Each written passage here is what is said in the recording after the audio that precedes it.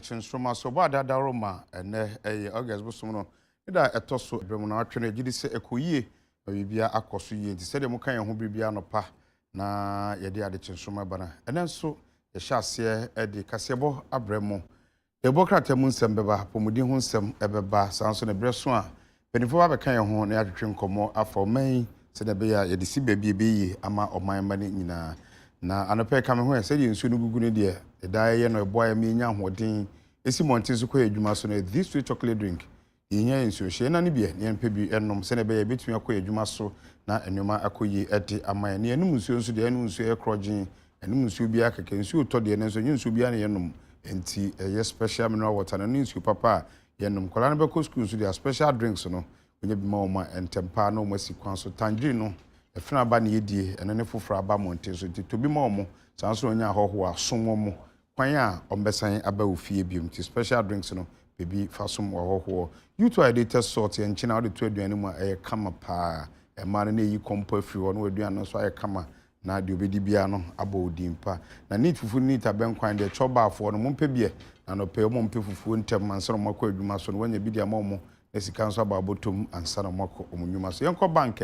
best point se bra no sere nkyerɛ kitwa bi ekura obia no obeso badanda na ni edi amount ebre bi abeyi bi oho sa na bi betum so mo oho na o dare star 277 hash nso dia o titotom na traffic mu kura na o ye o business wo ka mu bedu na bibia akoyi sanse mobile money app no oho edimam na best assurance yen pensi echi ba ebeboa yen sanse ye adwuma ko yenim na esisi ye echi na to yenchem bi ba yetumi agina pinti nye pillars papa bi agina ye echi adwuma bi a o ye bia no bo ho ban ko yani bo adwuma ho ban na ochina bibi ni a watumi atwa so aye wadwuma na best pension there ochire se nya aban adwuma ye fo nko na TBB to adwuma wo ye bia so ye kuani se oton ade wodwa so adwuma wo ye bia no TBB to na ye den a mfie duoson no ne ade ne beba na afia hoode no akofom eno no be ha adwen ti TBB to a mu ntibe ntum koto ba bia okopa wo nsanka fatu ba bia bra wo hwehwe no ye de wade be ma sanse bra homre na ba no so ukona wo nsanka ebe yo haw ade ama enwa ko we na no pe so ma sense me fa kasebo na agudi mu nsem ani kan emra emeso medin edi anim ado na atwa wiye na oman Ghana nyina efa founders day ho ano eye afofida edi ma oman Ghana ma ne no na Ghana PECE Ghana mampani na adoda nkwa ekufu ado eni mpanimfo omadibu mfie duosia mienu ekwa duokunu mienu ehyiaye na omo ne omampani abedi eche nyina kan Chief Justice na oka ho bi Justice Gertrude Tokonu na oka ho bi sanso na Chief of Staff Mame Akosua Frima opsay opare no so eka ho bi na afi former first lady na Akonadu Ashaiman Rollins no so eka dwumedi no bia omo hyiaye na afi omo dwendwe oman Ghana ho ene bire bi a etwam kwa na oman Ghana mpanimfo bi edom ho de no ma moja ekon ereji oman Ghana edisi ho. I'm happy that today Founders Day is no longer a subject of intense but needless debate, because the majority of Ghanaians now recognize and have come to acknowledge that the process of liberating our country from the shackles of colonialism and imperialism was borne across many decades by many Ghanaians, some of whom had to pay dearly with their lives for us to be where we are today. I refer to the members of the Aborigines Rights Protection Society, who protected our lands from the grasp of the greedy imperialists. The members of the United Gold Coast Convention, who first sounded the clarion call for freedom. The members of the Convention People's Party, who brought the battle for freedom to a successful conclusion. And all those who took the fight to the colonialists. Ladies and gentlemen, the consensus nonetheless is holding for all of us to work towards the prosperous, peaceful, and happy Ghana we want. We all recognize that the responsibility we carry as the first sub-Saharan colonial country to gain independence is not simply to build an independent country. We owe it to the rest of the continent and the black race to demonstrate that indeed we can build and run a successful, prosperous, and happy country. This is a task we do not shirk and which all Ghanaians accept. As I have stated before, I want us on this occasion, when we are celebrating the founders of our nation, to believe in our capacity to build a modern, developed, progressive nation. We can overcome our current difficulties and challenges and build a new Ghanaian civilization where there's fair opportunity for all, where there's unlimited access to an educational system that embraces science and technology, particularly the digital revolution, where healthcare is a function of need, not means, where hard work, enterprise, and creativity are rewarded as the basis for individual wealth, where there's an abundance of decent, good-paying jobs, especially for our youth, where there's a dignified retirement for the elderly, where there's a social safety net for the vulnerable and disadvantaged, and where we have a governance system based on the separation of powers, which is free from corruption and is respectful of the rule of law, individual liberties, human rights, and the principles of democratic accountability. I wish all Ghanaians and friends of Ghana across the globe a happy Founders Day. Ya twaswa dwumakuo Ghana Civil Aviation Ghana wiemhye ho ntoto no omo ana omo ehweso na sabede omo da dwumakuo na no keka omo ho ahwese ewiase nyina nka bo wiemhye ni tuo ene na dwuma so International Civil Aviation Organization dwumadi omo di ni hye mo hye mu afiafe no Ghana pese ogisa dwumadi edisi ne nan so. Ghana pre hwe ni mu se ICAO secretariat ne yebegide asi na so ewo Ghana mu hanom won kran na Owura Daniel Accra Deputy Director General in charge of Technical Ghana Civil Aviation Authority ene mpanifo nkaye akasa e de afabotaye a eta ekirenti a wonom hwe ni mu sa Ghana so ya memboa in 2025 ya besa ya audits into after 2019 ya relax you go so make sure say new standards be a International Civil Aviation Organization or my ye diso. So far no officially no they say Ghana and the highest effective implementation for the various standards and then recommendations. So when we gathered here in Ghana is to review and look at the strides we've made in this direction and look at our shortfalls and what we need to make it better. We already had interest from Ethiopia Airlines who wants to come to Sierra Leone. They also talk of Qatar Airways, and there is also a private company, Kuwaiti Air, who is trying to establish regional operations and having Freetown as their base to start flying to Sierra Leone within the neighboring countries. This meeting, we decided to set up a committee from different member states to come out with modalities on developing that secretariat.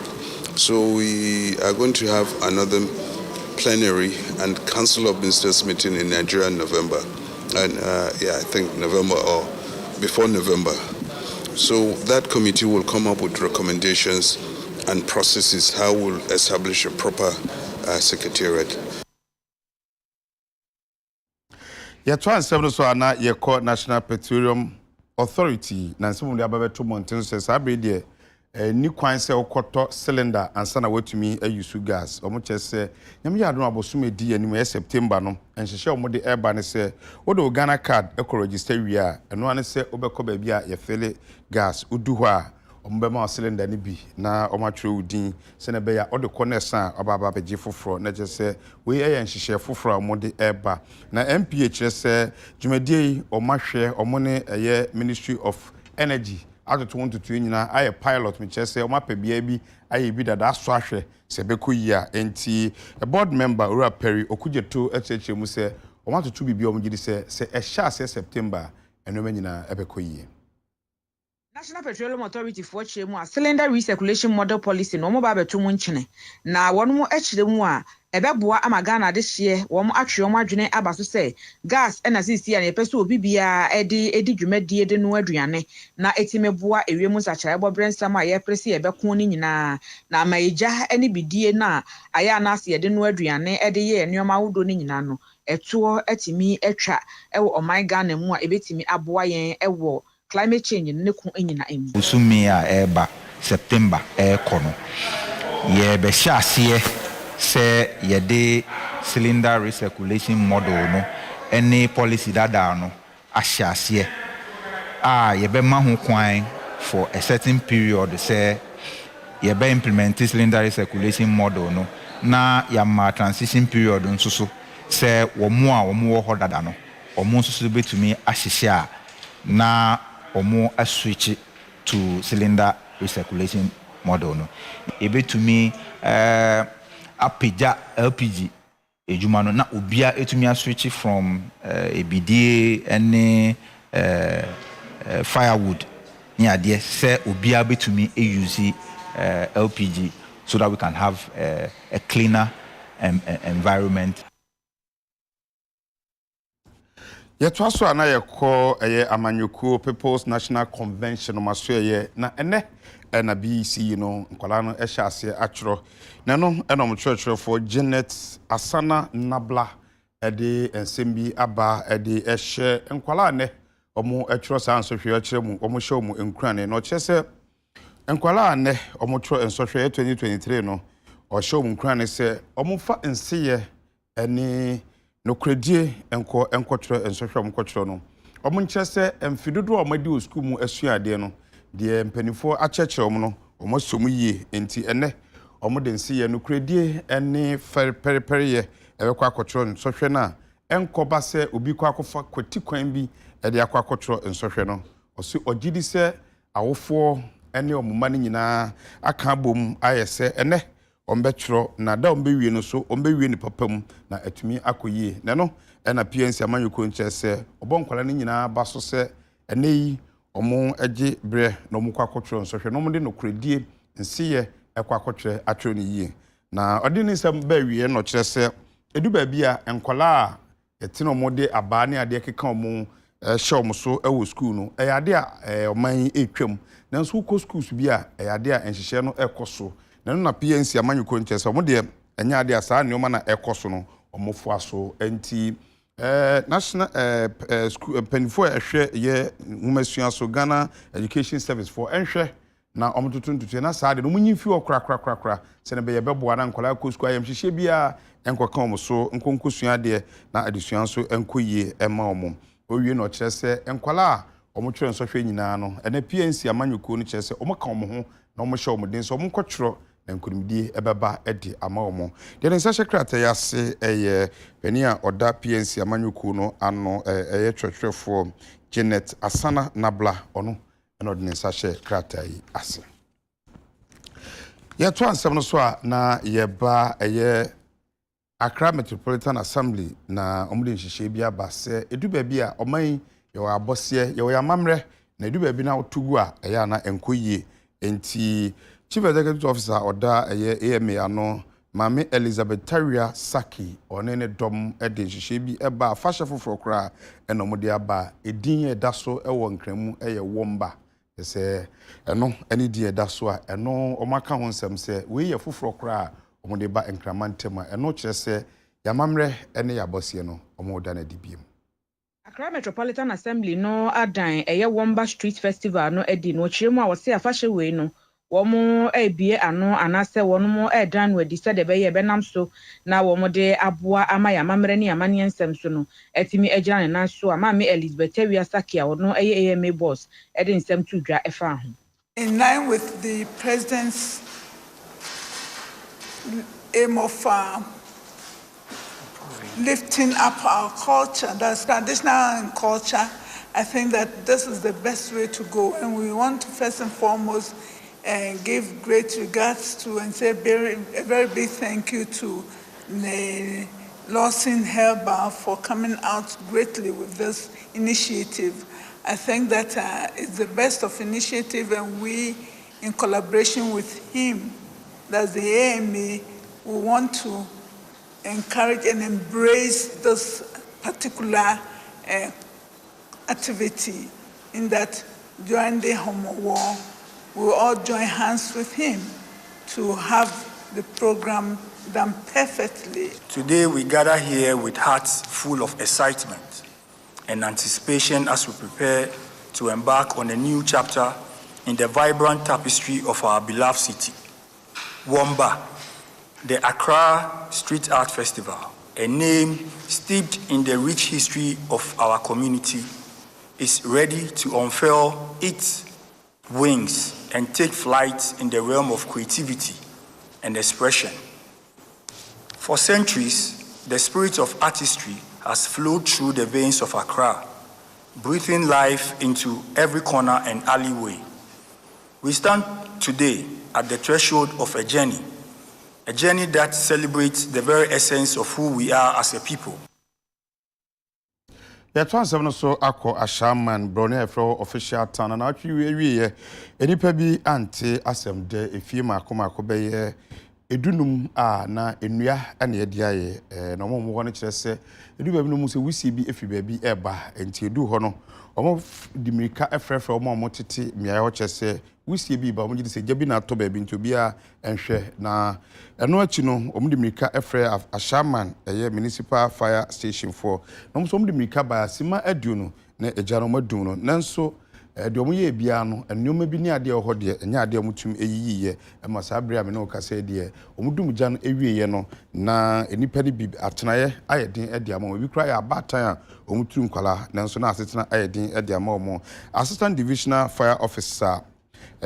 owura Matthew Kumi ekasa kire se omo ye de ombetum bia edumgya no nanso enoma bi ni ade de enya ade omusa etumi ekan ya sima makoma aduo no ena omudi dumgya no edi ewieye na oche se de kofa ejare ehye no eba ende omutumi nyina nkran mu tutum nkran ne ntino omutumi nkire adekopote akiri omde ho nsemba na mode afutuo ma manfo se obi a ho a onhwe ni na ade a edigya hyehye beba no onkrakra se de be ya enkofo ha obi a emma enodo ma homa no so a ofra onsa be kan obo no so atudwa se wohu se eja bi e oba bi na wontumi nso ano na se se ne be yo mbetuma bebo antem no wo dial 192 ana se 112 a ombeba omatumi ababeboa ya transam no so akọ MPP amanyoku no mu na sabre de said de nkonwa bi atọ adehye na April no eno na ebi akwakofa krata omo April se omo kwakohwe honorable Romeo Hostin Adams ono April se okwakofa krata se yento abama no ewo Gomua West na omedi amanyoku nanim na 2024 yeto abama na enoma nyina atumi akoyie na one amanfo edi nkomo ekres de obetumi aye so moboa eto abama na obetumi edi omanim na akoyie nkrubi te se de rampon degu ene ade okres se yeto abama na obehwe emampuntu abasa emiae na no yebezi ne kora Gomua West constituency actual papa pay na impuntu a wo no akofom kakra sa zeto oye constituencies a wo ben he oye Agona West ehwe Gomua East efutu ni na tumu da impuntu no okwanyi se Gomua West that ye constituency actual for them constituency ni na make us say the MPP aban obai bo hwema enzama wo Gomua West ni na also but MPP aban na oye yehwe yakwan a odem otwem ozoko post ya MPP na woye mohwe a ono ye ekwan a ai menka ne de oye wo constituency ni mu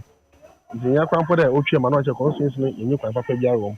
yehwe eyibe waza MPP aban wa ye oye one district one factory ni bi so ho mo a anye kwan afa oye mbebu ni bi na wogum na woye adwuma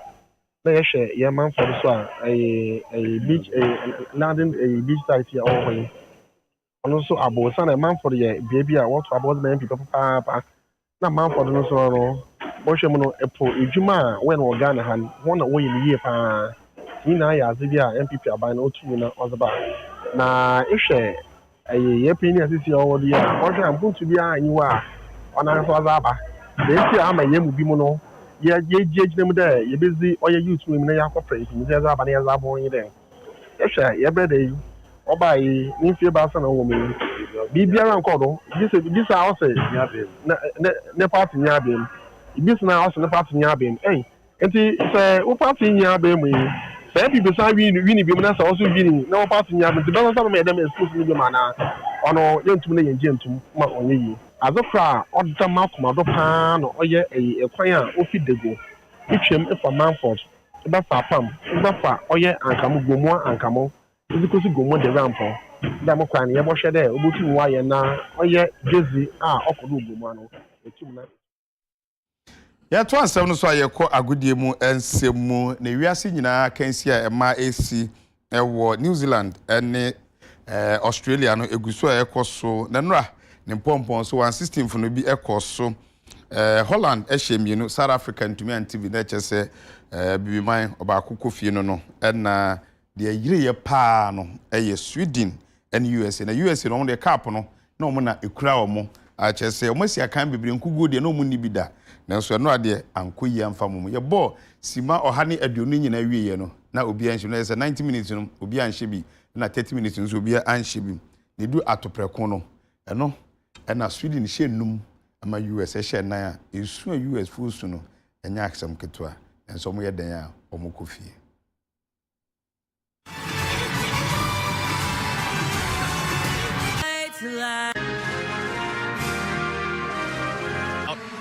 An incredibly successful year against an opponent that they are used to playing at a very high